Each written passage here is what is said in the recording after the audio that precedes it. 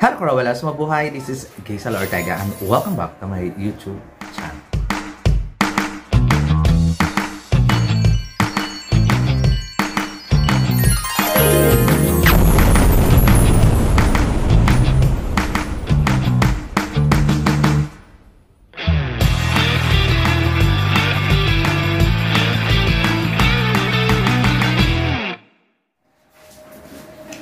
Hello mga ka-dirties, at ngayon na pag-uusapan natin ang pinaka-lucky girls sa lahat ng mga lucky girls dito sa Miss Universe Philippines, which is Cyril Payumo, ang Miss Pampanga 2024, tapos lumaban dito sa Miss Universe Philippines 2024 at nagkaroon nga ng corona. Umpisa natin ang kanyang provincial pageant at talagang lumaban talaga siya mula sa umpisa talaga sa pinaka-dulo probinsya nila at talagang ipinanalo niya talaga ng bonggang-bongga ang kompetisyon. Pagkatapos ay pumasok nga siya dito sa Miss Universe Philippines na front-runner, pero hindi siya nagbibigay ng magagandang performance, hindi magaganda yung mga binibigay niya mga materyales, pero when it comes sa personal ay hindi nagre-reflect yung mga binibigay niyang materyales, mga photos, hindi siya nakikita in person. So, simula tayo dito sa kanilang press presentation ng Miss Universe Philippines. Si Cyril Payumo ay talagang nag-shine din naman doon. Pero sa susunod na mga event at mga challenges ay talagang pawala-wala siya. Hindi siya consistent na nagbibigay ng magagandang performance. Hindi siya consistent na nagbibigay ng magandang challenge sa mga girls. Talagang napag-iiwanan siya. Yung iniisip ng ibang tao, pang top 20 na lang, pang top 10 na lang yung kanyang eksena. Kasi nga, hindi siya lumalaban. Hindi siya nakikipagbardagulan sa mga contestant. So, dito nag-shine ng bonggang-bongga sa Wuling, itong si Cyril Payumo, sa Hello Glow, at talagang pinatunayan niya na kaya din niyang lumaban as a front runner dito sa Miss Universe Philippines, pero hindi pa din sapat. Nung nakita ko siya sa personal before sa Miss World Philippines, I don't know kung anong 19 yun, anong taon yon, but nagandahan talaga ako sa kanya, ang tangkad, ang ganda. Pero nung nakita ko second time sa Aqua Boracay si Cyril Payumo, ay parang wala lang din kami. Nag-hi ako sa kanya, nag-hi din naman siya sa akin, ngumiti, dead man na. Ganun lang yung eksena namin doon hanggang sa 3 araw na kami nagkikita, ngitian lang, hindi kami nag-uusap. I don't know, siguro hindi niya ako bet or hindi hindi niya ako bet kausapin kasi nga kinakausap ko naman siya, pero ano lang, civil lang talaga ang reply niya. So parang iniisip ko, ba naman to si Cyril? Sabi ko, parang ayaw niyang manalo ng Miss Universe Philippines. Feeling ko lang yun ha, kasi ako lang naman yun. Yung iba naman, kinakausap naman niya. Ako lang hindi, charot lang. Pero hindi ko lang talaga hindi ko lang siguro ipinupush ng bonggang-bongga yung sarili ko para kausapin niya. O diba? Parang nga gano'n, parang intimidated ako sa beauty niya kasi nakakaloka yung ganda niya, yung naninipa yung ganda niya, tapos ang tangkad-tangkad pa niya, ang puti-puti niya, parang pag lumapit ako sa kanya, mukha akong whatsoever. Alipin. Mukha akong alipin, sabi niya. Ayun nga, pero pagpunta after the Hello Glow, lumaban naman siya ng bonggang-bongga at pasok naman siya doon sa top 20.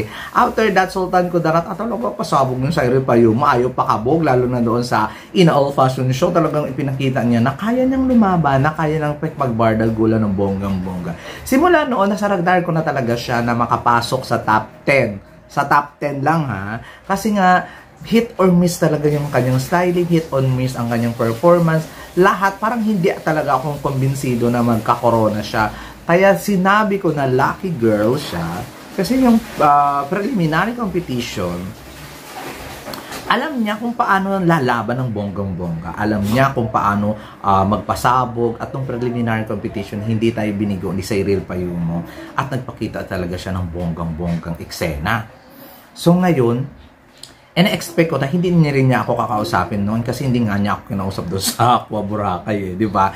But magkaiba ang nangyari. Paglabas ni Cyril Payumo at kumaway ako sa kanya, "Hi, nandito ka," sabi niya sa akin. at yun ay kinausap niya na ako at pinakilala ko na rin siya sa ibang mga vlogger, just like Mama Buex, Parade of Beauty, at kila Sir Tony Lemon na ito si Cyril, ganyan. Usap-usap kami, picture-picture, as in, marami na kami napag-usapan, at sabi ko, ikaw ha, sabi ko sa kanya, nung sa Boracay, hindi mo talaga ako masyadong pinapansin na ngiti-ngiti ka lang, hi ka lang. Sabi niya, pasensya ka na, baka may iba akong iniisip. So, acceptable na yung eksena. Diba? Ako lang yung nag-speculate na may something. O, diba? Pero, nagpaliwanag naman siya, hindi tanggapin ng maluwag sa dibdib. At talagang, pinakita niya ng bonggang-bongga nung preliminary, talagang kumabog talaga siya. At talagang, sa final prediction ko, ipinasok ko talaga siya sa top 10 ko ng bonggang-bongga kasi naniniwala talaga ako na kaya ni Miss Cyril Payumo na umabot sa top 10. At yun na nga, nung sa finals talaga, alam naman natin, lumaban siya ng bonggang-bongga sa swimsuit, sa evening gown, hanggang doon sa, ano ba tawag dito, personality interview nila sa top 10. Pero hindi talaga siya umabot. Kasi siguro, yung gown niya, isa sa mga hindi masyadong pangabog at that night. Pero maganda naman yung gown niya. Hindi lang talaga pangabog kagaya ng mga gown ng iba. Sadly, hindi siya umabot ng top 5. Talagang hindi talaga siguro ukol na umabot siya ng top 5 kasi ang daming magagaling at ang daming deserving na umabot sa top 5. But, kaya sinabi ko siyang lucky girl kasi nga tinanggihan ng ibang mga girls ang corona at napunta sa kanya ang Miss Philippines Charm.